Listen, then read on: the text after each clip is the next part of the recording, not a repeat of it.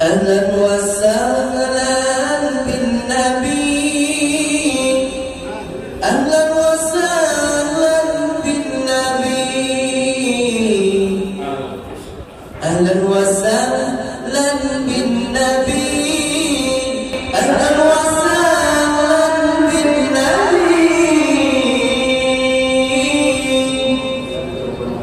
أهلا وسهلا بالنبي.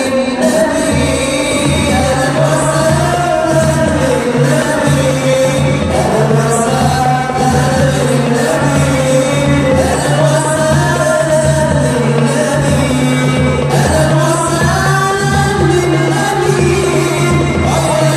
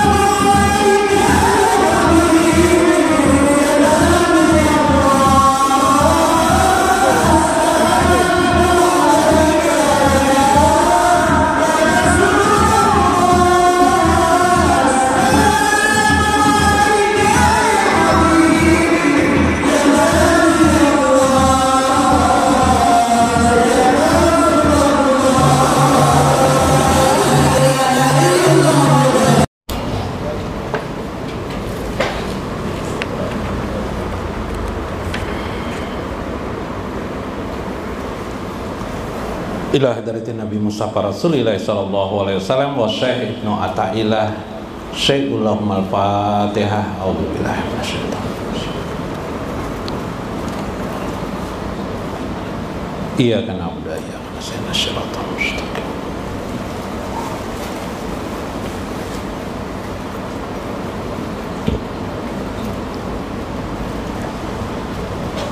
Assalamualaikum warahmatullahi wabarakatuh.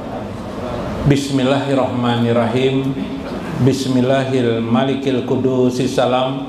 Bismillahil azizil hakim. Wassalatu wassalam ala sayyidina wa nabiyyina Muhammad wa ala alihi wa sahbihi ajmain. Fa inna insyaallah ab'asu li kitabis Syekh Ibnu Athaillah Al-Hikam wa nafa'ana bihi wa ulumihi bidarain. Amin ya rabbal alamin. Mudah-mudahan melewati saluran Syekh Ibnu Athaillah bertambah terus pengetahuan kita, terkhusus pengetahuan ilmu di bidang ruhani yang mendekatkan diri kita, yang menjadikan kita manusia yang beradab, mengenal Allah Subhanahu wa ta'ala dan berperilaku apa yang dikehendaki Allah Subhanahu wa ta'ala, dan bersama baginda Rasulullah sallallahu alaihi wasallam di dunia dan akhirat. Amin ya rabbal alamin. Faqala al-mu'allif rahimahullah, berkata Syekh Ibnu Athaillah, ma talaba laka syai'un misl ittirari wala asyra'a bil mawahib ilaika mislu zillati wal ibtikari. Ma talaba laka syai'un, tidaklah harusnya seseorang itu dalam berdoa kepada Tuhannya meminta tentang sesuatu, hendaknya dia dalam berdoa itu al-ittirari, yaitu jiwanya dalam keadaan merasakan mendesak kepada Tuhannya. Wala asra'a bil mawahib ilaika mislu zillati wal ibtikari, dan tidak perlu mempercepat untuk mendapatkan bil mawahib, anugerah-anugerah Allah kepadamu. Yang penting adalah mislu zillati wal ibtikari, bagaimana engkau bisa menghinakan dirimu di hadapan Tuhanmu, benar-benar terhina, wal ibtikari, dan engkau merasakan mendesak, sangat perlu kepada Tuhanmu. Betapa tidak ada lagi harapan yang bisa menyelesaikan problematika hidup ini kecuali hanya Allah Subhanahu wa ta'ala. Nah, ini penting.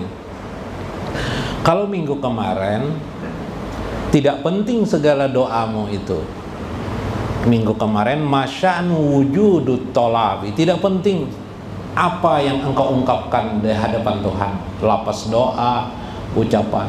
Penting kayak itu? Penting. Tapi kalau dibanding dengan hal ini, kata saya, itu tidak penting. Yang penting itu apa? Bagaimana engkau mendapatkan anugerah husnal adabi di hadapan Tuhan. Bagaimana kamu beradab kepada Tuhanmu. Pertanyaan selanjutnya adalah bagaimana husnal adab itu di hadapan Tuhanmu? Maka dijawab oleh kalam yang berikut ini. Husnal adab itu ialah bagaimana engkau mislu zillati wal ibtikar, di dadamu, di jiwamu ada terbentang makna engkau merasa hina dina di hadapan Tuhanmu dan benar-benar terasa mendesak di hadapan Tuhan. Itu yang penting. Bila ini bisa dilakukan, maka doa itu terkabul. Itu persoalan yang sangat lumrah dan mudah terjadi pada seseorang. Mengapa doa itu tidak dikabulkan Allah? Karena kita seringkali di hadapan Allah tidak merasa hina dina di hadapan Allah. Jiwa kita tidak ada perasaan hina, jiwa kita tidak ada perasaan rendah, merendahkan di hadapan Tuhan, tidak ada. Kedua, tidak ada perasaan mendesak sekali betapa doa itu sangat penting dijawab oleh Allah Subhanahu wa Ta'ala. Inilah adab jiwa yang terbaik di hadapan Tuhan ketika kita berdoa. Nah, kawal mengamalkannya mudah aja.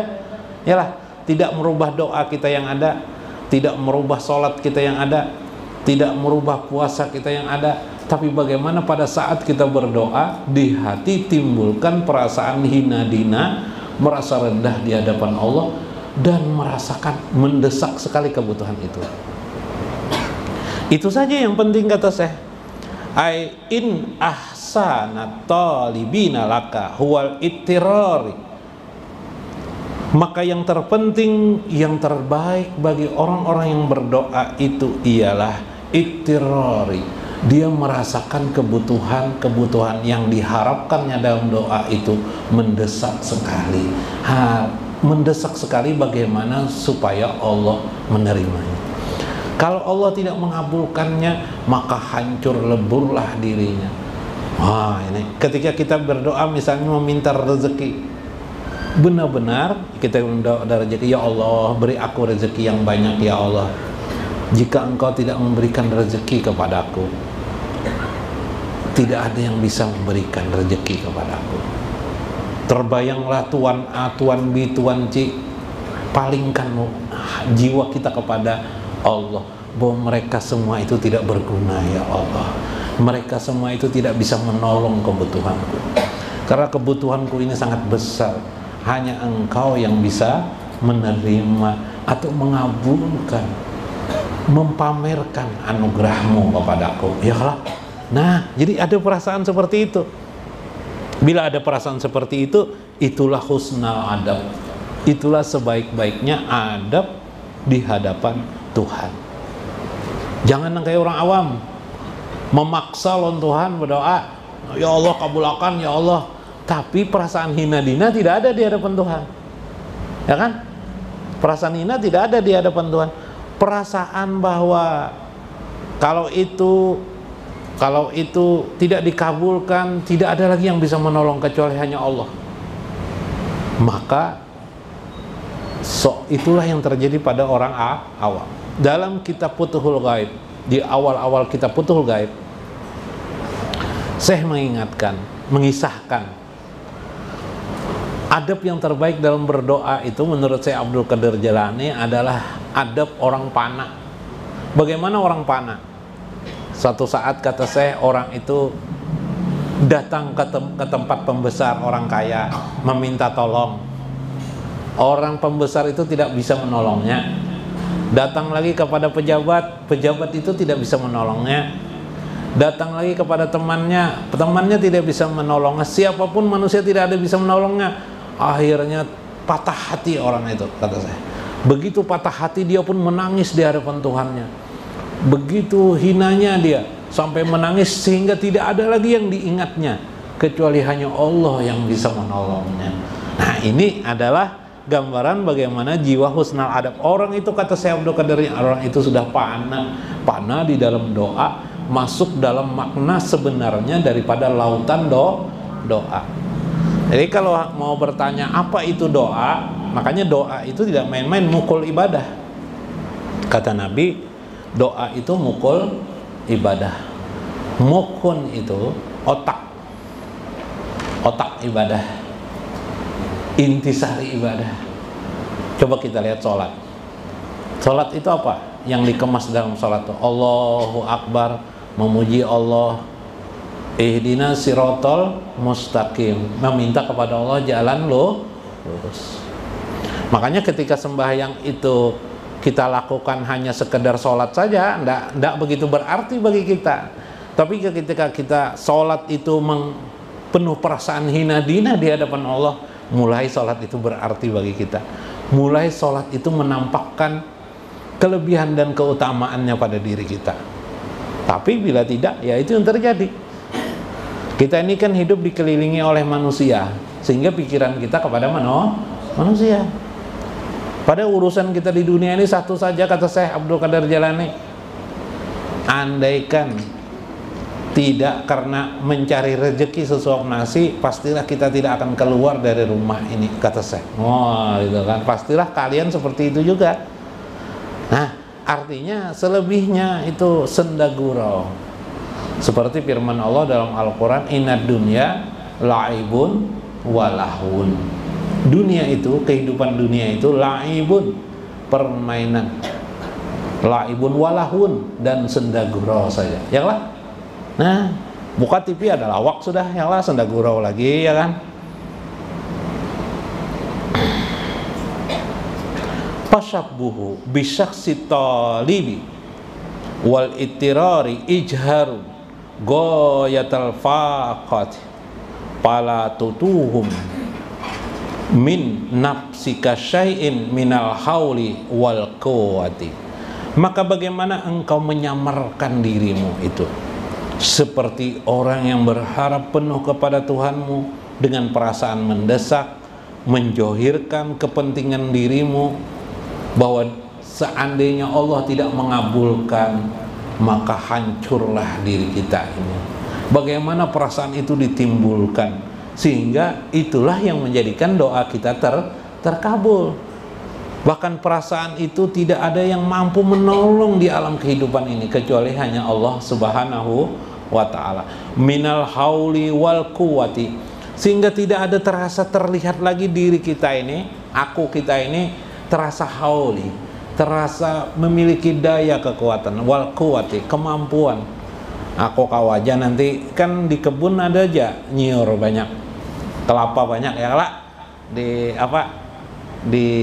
diambil nyiurnya, dijual ke pasar, dapat uang aku. Nggak ada lagi perasaan seperti itu. Itu kan di hadapan Tuhan jangan ada seperti itu. Karena saat berdoa itu kita berhadapan dengan Tuhan kita. Jangan ada perasaan seperti itu. Seolah-olah justru sebenarnya jiwamu itu menantang Tuhanmu.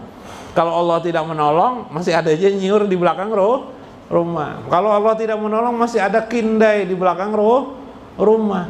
Kalau Allah tidak menolong, masih ada rekening di tabungan bangku, ada 100 juta, ada 10 juta, ada 20 juta. Perasaan-perasaan itu tidak boleh ada di hati kita pada saat kita berdoa di hadapan Tuhan kita. Hilangkan semua itu. Yang kita pikirkan, nyiur kelapa di belakang rumah yang banyak itu mudah saja kalau Allah tidak melindunginya. Dari kebakaran misalnya, dari hama misalnya. Subhanallah.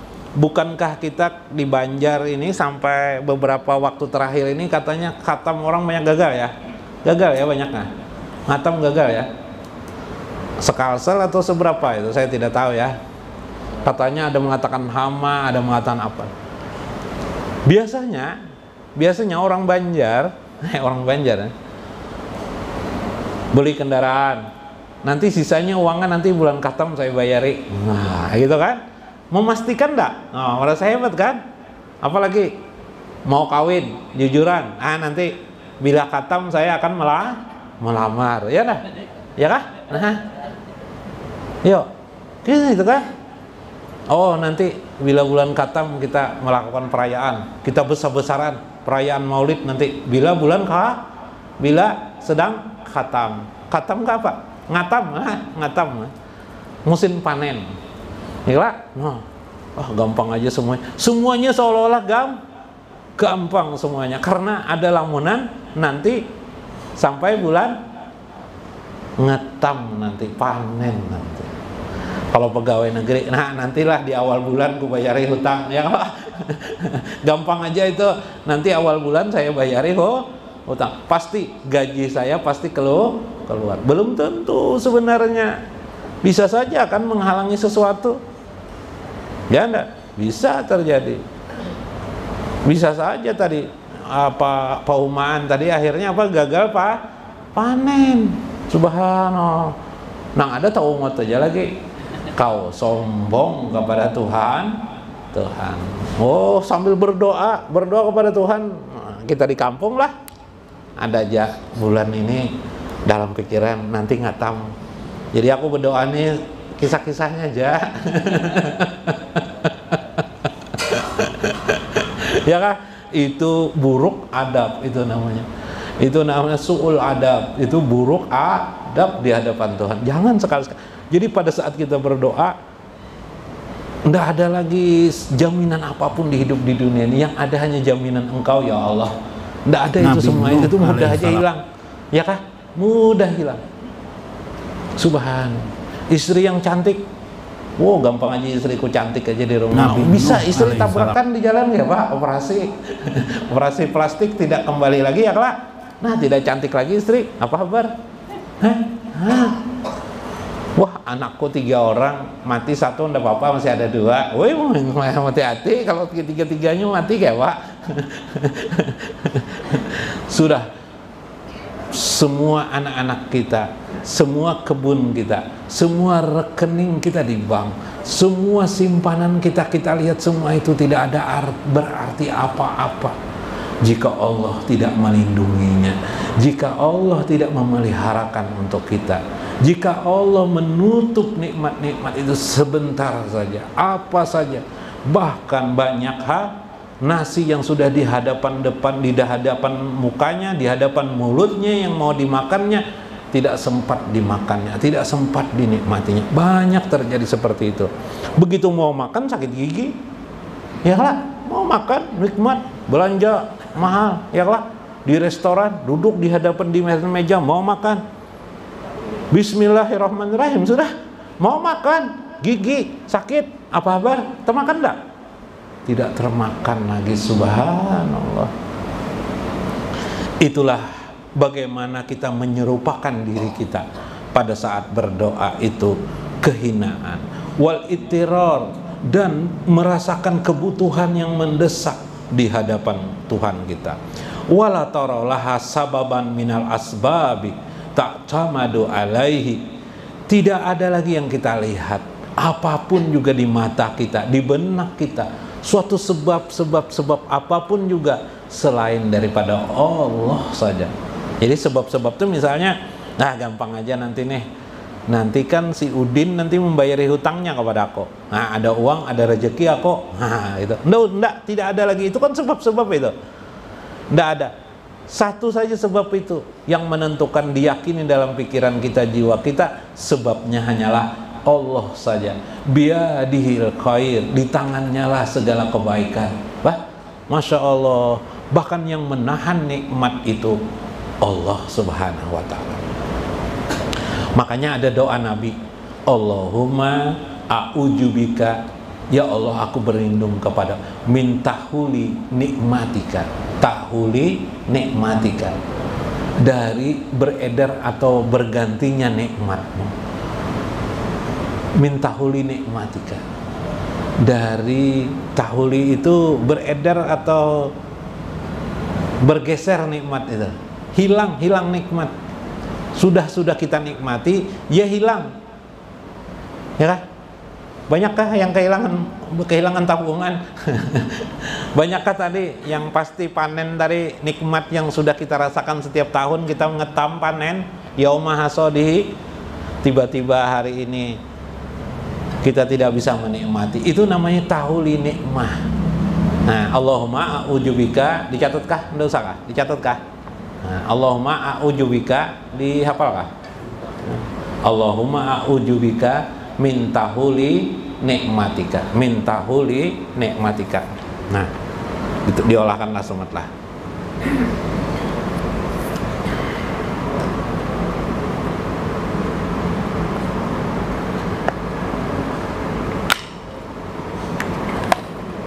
Nah,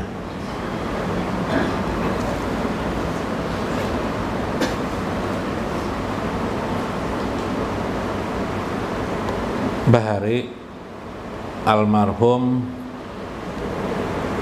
Guru Kastalani lah, almarhum Guru Kastalani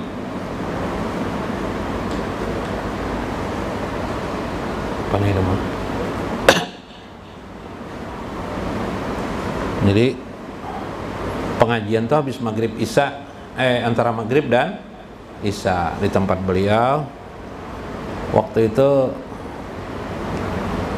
isya, sudah isya, Sudin terus saja. Waktu itu kita masih anak-anak, terus saja pengajian sampai setengah jam lewat. asik aja beliau ceramah. Jamaah banyak celingut-celingut mencari apa? Wah, gimana nih habis. Nah, lalu kata beliau,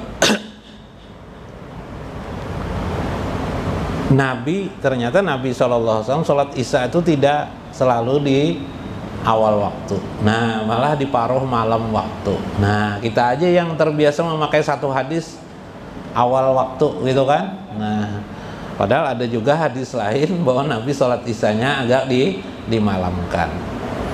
Nah, malah dalam mazhab Imam Hanafi sholat subuh itu diakhirkan, sholat maghrib itu diakhirkan. Itu yang afdal ketimbang awal waktu. Nah, aneh kan?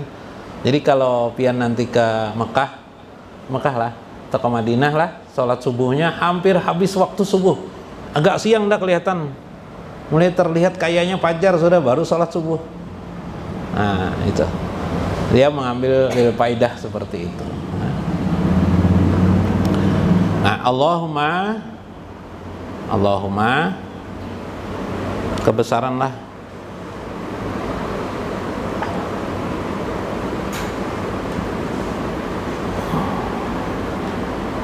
Allahumma, kelihatan lah Allahumma sungsung guru nih ya mau joki amalan dah. A'udzu bika, Allahumma a'udzu bika min tahuli. Nah, tahu nikmatika. Nah, ini aja amalannya gampang mana? Supaya nikmat yang sudah pian dapat selama ini tidak hilang, tidak sir. Nah, ini amalannya. Allahumma a'udzubika min tahuli nikmatika. Nah, kaulah mana Allahumma a'udzubika min tahuli nikmatika. Ini supaya nikmat yang sudah pian dapat tidak hilang. Ya Allah, aku berlindung kepadamu dari hilangnya nikmat yang biasa engkau berikan. Yalah. Nah, bahagia sudah lon bini meninggal bininya, nah itu hilang nikmat adanya. Ya Allah. Nah, sudah nikmat bisi rumah sudah, wah enak benar alhamdulillah aku punya rumahnya. Kebakaran rumahnya, apa kabar? Hilang nikmat namanya. Biasa pakai sudah kendaraan bagus sudah, tiba-tiba kendaraannya hilang atau tabrakan sehingga kendaraannya tidak enak lagi dipakai. Biar diperbaiki oleh bengkel masih tidak enak. Nah, ini supaya jangan terjadi seperti itu. Berdoa dengan Tuhan. Tapi anggap itu kebutuhan yang mendesak di hadapan Tuhan. Begitu terdesak. Jadi ada perasaan hina dan mendesak. Nah, itu intinya dari kalam ini. Au tastanadu ilahi wa takunu bimanjilatil ghariki fil bahri. Seperti engkau bersandar kepada Tuhanmu, seolah-olah tidak ada lagi sandaran selain hanya Tuhan. Seolah-olah tidak ada lagi harapan, tidak mempercayai lagi ada selain Allah yang bisa menolong diri kita. Apa perasaan itu timbulkan? Seperti bimanjilatil ghariki fil bahri, seperti orang masuk ke dalam lautan atau ke dalam bahtera, tenggelam dalam bahtera itu, tenggelam dalam lautan itu, tenggelam dalam air laut.